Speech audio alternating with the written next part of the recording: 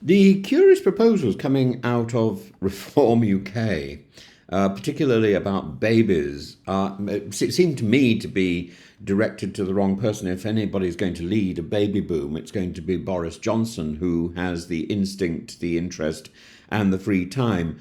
But it's Nigel Farage who is calling for a baby boom, a man whose political career has been defined by his firm stance on immigration, Brexit, and the importance of national sovereignty. Farage is now shifting his focus to an entirely different issue in the UK's falling birth rates. And in this, I would point out that he's absolutely right. In 20 years' time, we will have a huge pension problem, far too many pensioners, and not enough people paying tax to support them. In the last few days, Farage has advocated the idea of a baby boom. He's advanced this this idea for an increase in family-friendly policies, including scrapping the two-child benefit cap, which, incidentally, Suella Braverman has also got on board with this one, providing tax breaks for married couples. At first glance, this may seem like a benign attempt to shore up the nation's demographic stability, but as with much of Farage's rhetoric, you have to go into the deeper implications of his position, the political landscape he's trying to shape, and the underlying contradictions at play. To begin, the issue at hand, the UK's birth rate. In 2022, the number of live births in England and Wales dropped to 605,000, marking a 3.1 decrease from the previous year. And with a fertility rate of just 1.49 children per woman, the UK is perilously close to the 1.2 to 1.3 children, which some demographic experts regard as a tipping point.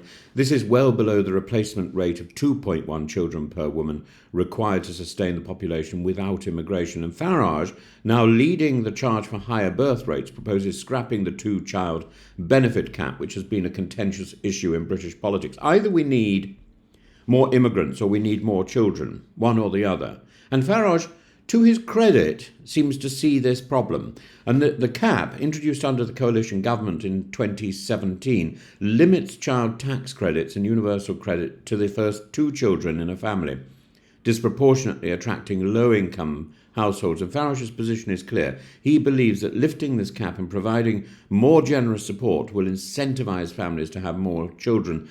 But there's more to the policy than meets the eye. In addition to the two-child cap, Farage has championed tax breaks for married couples, and this too has become a focal point of right-wing politics, particularly in Europe.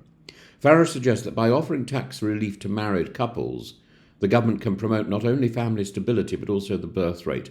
In this way, he positions marriage as a cornerstone of a stable society, one that he argues the UK has lost focus on in recent decades.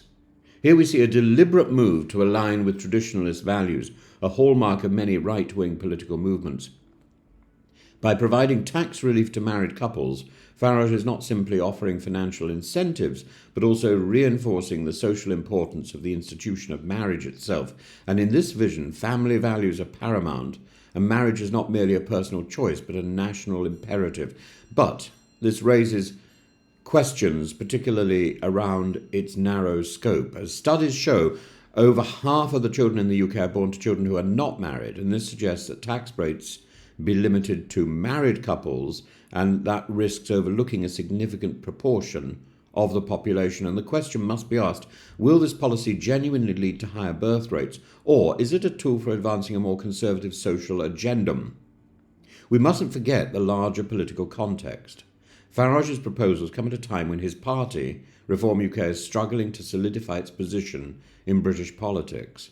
And by advocating for pro-natalist policies, Farage is not only responding to demographic concerns, but also positioning himself as a voice for family values, a stance that can appeal to a broader conservative base. Indeed, the call for higher birth rates can be seen as an attempt to tap into a particular cultural and political zeitgeist, one that leans heavily on nationalistic and traditionalist themes. But there are inherent contradictions in this approach. Farage, after all, is the architect of the anti-immigrant rhetoric that's dominated British politics for the past decade. His Brexit campaign was built on the premise of reducing immigration, yet now he seems to be suggesting that the very issue he's railed against, immigration, may be necessary for the survival of Britain's welfare state. By pushing for more babies, while simultaneously opposing immigration, Farage is confronting the uncomfortable reality the UK's future demographic health may indeed rely on immigrants just as much as it relies on a higher birth rate. Looking to Europe, we can see that similar policies have been tried before with varying levels of success. In Hungary, for example, the Prime Minister Viktor Orban has introduced significant family-friendly policies, including generous tax breaks and subsidies for large families. And despite these measures, Hungary's fertility rate in 2022 was still only 1.52 children per woman, close to the UK's current rate. This serves as a reminder that while financial incentives can play a role in encouraging families to have more children, they're not a panacea. Other factors such as the cost of living, housing affordability, the availability of childcare are more significant determinants in family planning decisions. Farage's policies may sound appealing in the abstract, but they fail to address the root cause of the UK's declining birth rate. As demographers like Melinda Mills and Thomas Sobotka have pointed out, merely throwing money at the issue isn't sufficient. Countries like France and Finland, with comprehensive family policies, have seen more success in boosting birth rates by improving work-life balance, providing affordable housing and expanding access to childcare. And if we are genuinely to tackle the UK's demographic challenges, we must move beyond simplistic pro-natalist policies. It's not enough to offer tax breaks or remove the two-child benefit cap. Instead, we need to create a more sustainable and supportive environment for all families, regardless of their marital status, and focus on improving the broader social infrastructure that enables people to have children in the first place. Nigel Farage's call for a baby boom is rooted in the right-wing belief that a growing population is key to economic and social stability. However, it's also a reflection of his broader political goals, particularly his desire to steer the UK towards a more traditionalist, conservative future. The challenge now lies in whether these proposals will have any meaningful impact on the nation's fertility rate, or whether they are simply another tool in Farage's quest to redefine Britain's culture and political landscape. In the end, the UK's demographic challenges are complex and multifaceted.